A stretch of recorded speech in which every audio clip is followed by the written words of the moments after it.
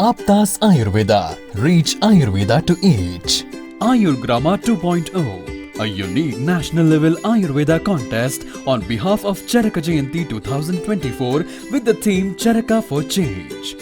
In collaboration with Vishwa Ayurved Parishad, organized by Aptas Ayurveda Trust, supported and guided by National Commission for Indian System of Medicine, Rashtriya Ayurveda Vidyapith, Morarji Desai National Institute of Yoga, sponsored by Ashtavaidyan Thaika Tumos, Vaidyaratnam Aushadashala Trishur Kerala, Ayurveda Shramam Private Limited Chennai, Tamil Nadu, Unit of Shri Hospitals Group, Shri Dhutapapeshwar Private Limited Mumbai. Prize for the contest is sponsored by students of late Vaidyaji Srinivasa Acharya.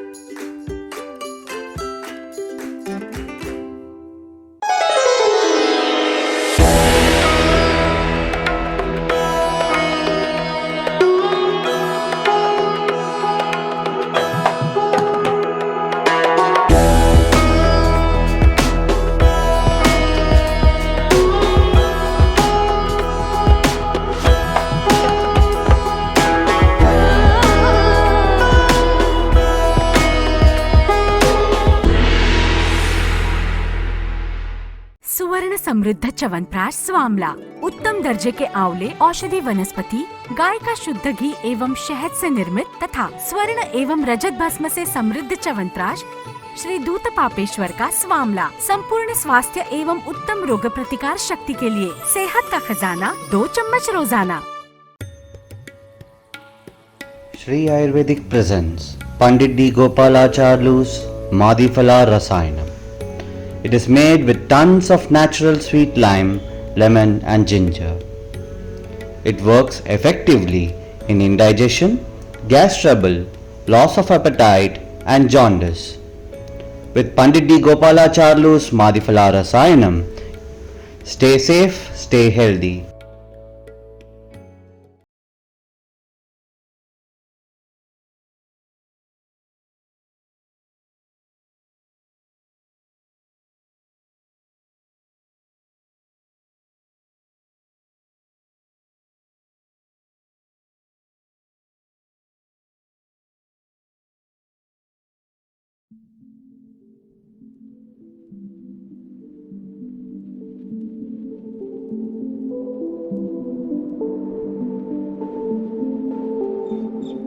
ಕೋರವಂಗಲ ಈ ಗ್ರಾಮ ಹಾಸನದಿಂದ 15 mile ದೂರದಲ್ಲಿದ್ದು ಹಚ್ಚ ಹಸಿರಿನಿಂದ ಕೂಡಿದ ತಾಣವಾಗಿದೆ.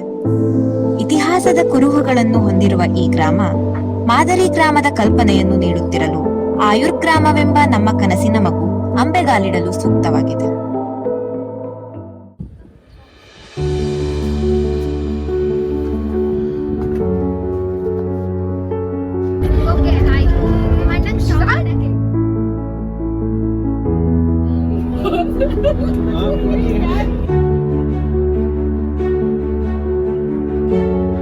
ನಮ್ಮ ಪ್ರಯಾಣ SDM ಕಾಲೇಜಿನ ಹೊಸ್ತಿಲಿನಿಂದ ಬೆಳಿಗ್ಗೆ 7:30ಕ್ಕೆ ಶುರುವಾಗಿ 8ಕ್ಕೆ ಕೋರವಂಗಲದ ಹೆಬ್ಬಾಗಿಲನ್ನ ಸೇರಿತು.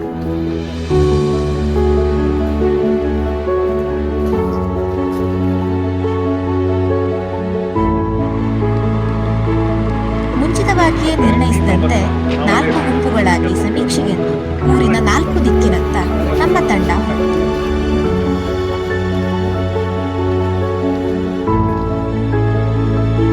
ಕೋರವಂಗಲದ ಜನ, ಜೀವನ, ಆಹಾರ ಶೈಲಿ ಹಾಗೂ ಅವರ ಆಯುರ್ವೇದದೆಡೆಗಿನ ಒಲವನ್ನ ತಿಳಿಯಬೇಕೆಂಬ ಹಂಬಲದಿಂದ ನಾವು ಸಮೀಕ್ಷೆಗೆ ಹೊರಟೆವು.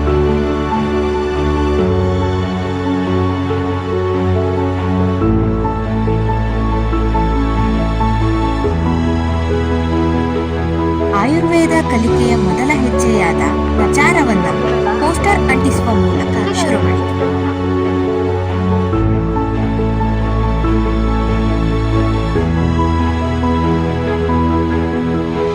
ನಂತರ ಅಂಗನವಾಡಿ ಆಶಾ ಕಾರ್ಯಕರ್ತೆಯರಿಂದ ಜನಸಂಖ್ಯೆಯ ಮಾಹಿತಿ, ಗರ್ಭಿಣಿಯರ ಸಂಖ್ಯೆ ಮತ್ತು ವೈದ್ಯಕೀಯ ವ್ಯವಸ್ಥೆಯ ಕುರಿತು ಮಾಹಿತಿಯ ಸಂಗ್ರಹವನ್ನ ಮಾಡಿಕೊಂಡಿದೆ.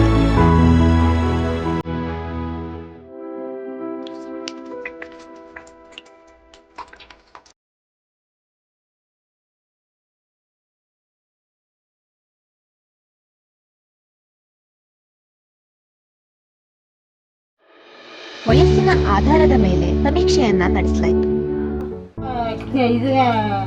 ಇದಾಯ್ತು ಅಂತ ನಿಲ್ಸಿದ್ರು. ಮತ್ತೆ ಆರೋಗ್ಯವಾಗಿದ್ದೀರಾ?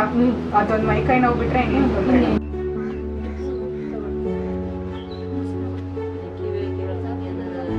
ಸಮೀಕ್ಷೆಗೆ ತಂಡವನ್ನ 4 ಗುಂಪುಗಳಾಗಿ ವಿಂಗಡಿಸಿ ಪ್ರತಿ ಗುಂಪಲ್ಲೂ ತಲಾ ವಾತ, ಪಿತ್ತ, ಕಫ ಶೀರ್ಷಿಕೆ ಅಡಿ 3 ಸದಸ್ಯರಿದ್ದು 50ರ ಮೇಲೆ 16ರಿಂದ 50, 16ರ ಒಳಗೆ ಗ್ರಾಮಸ್ಥರ ಸಮೀಕ್ಷೆಯನ್ನ ನಡೆಸಲಾಯಿತು.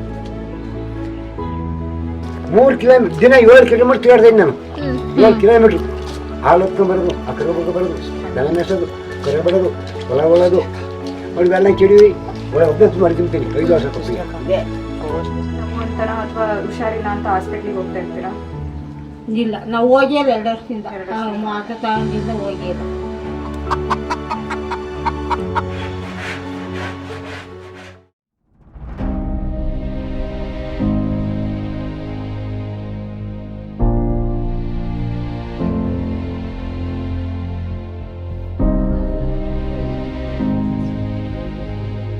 ಗ್ರಾಮಾಭಿವೃದ್ಧಿ ಅಧಿಕಾರಿಗಳಾದ ಶ್ರೀ ರತನ್ ಅವರನ್ನು ಭೇಟಿಯಾಗಿ ಮುಂದಿನ 7 ದಿನದ ವಾಸದ ವ್ಯವಸ್ಥೆ ಮತ್ತು ಸಭಾಭವನದಲ್ಲಿ ಕಾರ್ಯಕ್ರಮಗಳನ್ನು ನಡೆಸುವ ಕುರಿತು ಮಾತನಾಡಲಾಯಿತು.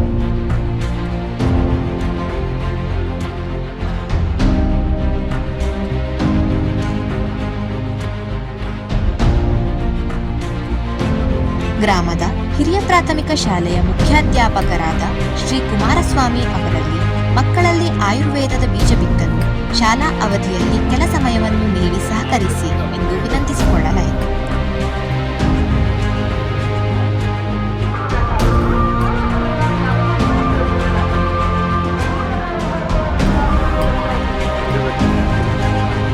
ನಂತರ ಮಕ್ಕಳಲ್ಲಿ ಆಯುರ್ವೇದದ ಕುರಿತಾಗಿರುವ ಕುತೂಹಲವನ್ನು ಪ್ರಶ್ನಿಸುತ್ತಾ ಆಟದ ಜೊತೆಗಿನ ಆಯುರ್ವೇದ ಪಾಠದ ಬಗ್ಗೆ ವಿವರಿಸಲಾಯಿತು.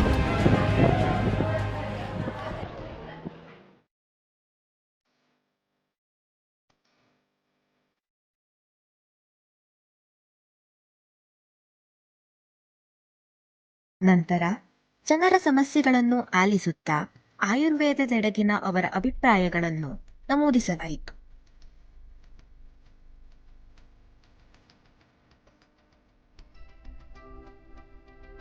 ಹತ್ತಿರದಲ್ಲಿ ಆಯುರ್ವೇದ ವೈದ್ಯರು ಇಲ್ಲದಿರುವ ಕಾರಣ ಆಯುರ್ವೇದದ ತಿಳುವಳಿಕೆ ಕಡಿಮೆ ಇದೆ ಎಂಬುದು ಜನರ ವಿಮರ್ಶೆಯಿಂದ ತಿಳಿಯಿತು. ಆಯುರ್ವೇದ ದುಬಾರಿ ಎಂಬ ಕೆಲವರ ಕಲ್ಪನೆಯೂ ಕಂಡುಬಂತು.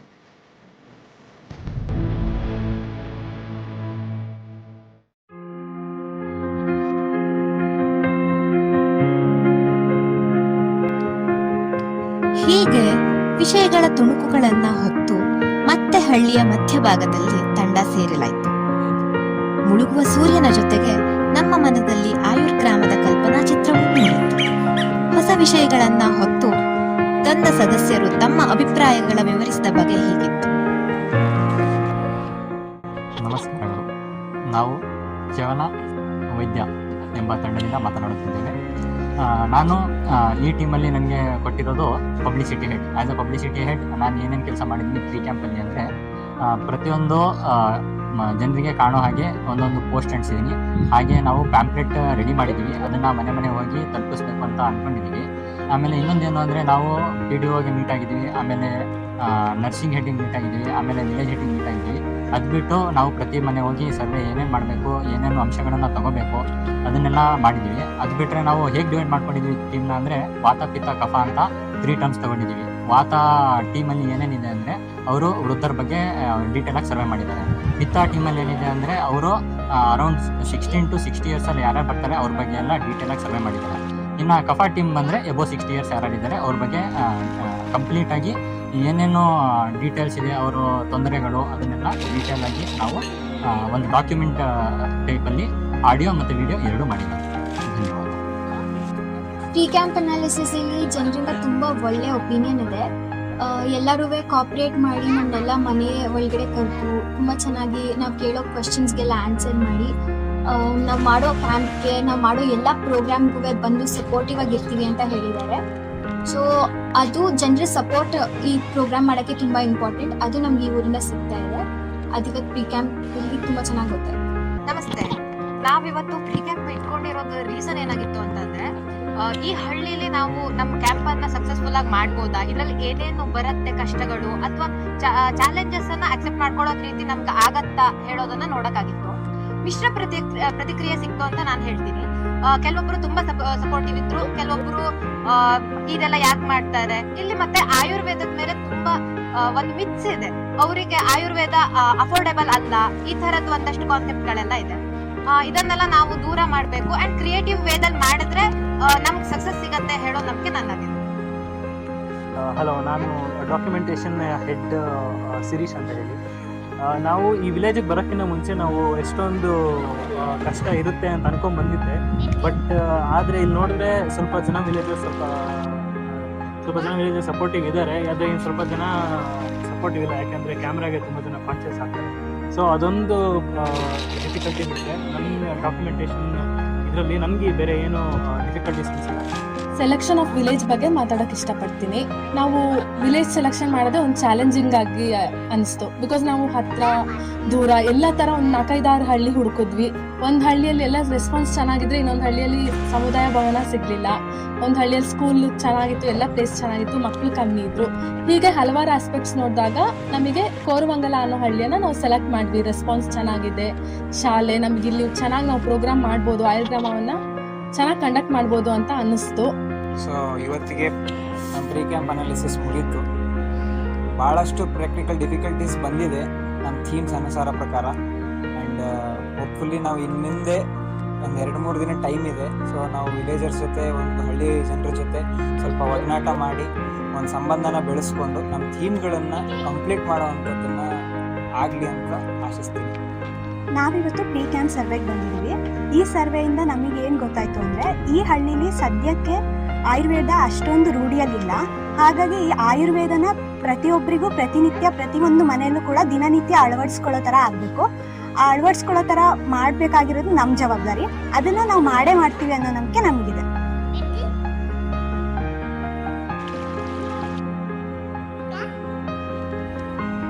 ಹೀಗೆ ದಿನದ ಒಡನಾಟಗಳ ಮೆಲುಕು ಹಾಕುತ್ತಾ ಮುಂದಿನ ಆಯುರ್ಗ್ರಾಮದ ನಕ್ಷೆ ತಯಾರಿಸುತ್ತಾ ನಮ್ಮ ತಂಡ ಮತ್ತೆ ತಮ್ಮ ಗೂಡು ಸೇರಿತು.